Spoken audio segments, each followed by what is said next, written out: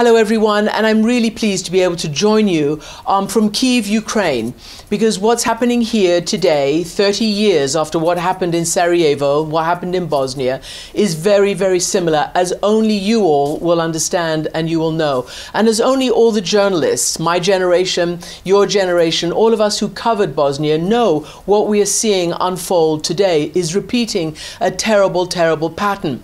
It was in Bosnia that I first learned what it means to be objective.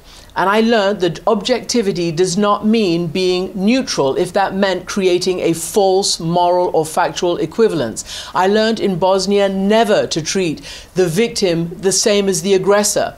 I learned to be truthful and not neutral. And that is the slogan that I have emblazoned on this sweater and that I use all the time and that has carried me forward in my reporting ever since Bosnia.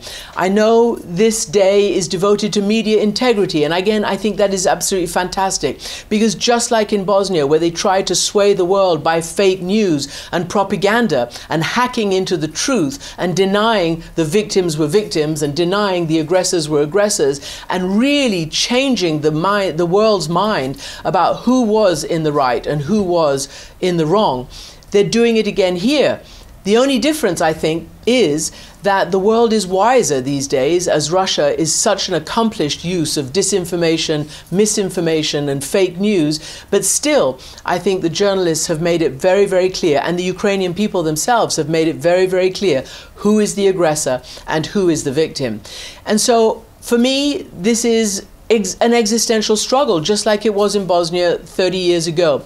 And the media plays a massive role in moderating and bearing witness to these existential struggles. In Bosnia, there was ethnic cleansing and genocide. Here in Ukraine, you can see the beginnings of the evidence of these terrible war crimes, crimes against humanity. We don't know yet whether they will be adjudicated as genocide, but these crimes are coming to the fore so much earlier because of the swarm of journalists and because this time the world is on the side of the victims, unlike in Bosnia. It took years for the world to understand. So I guess in closing, I'll just say that I really believe we all did our best and did our part to make sure that eventually the world understood the truth.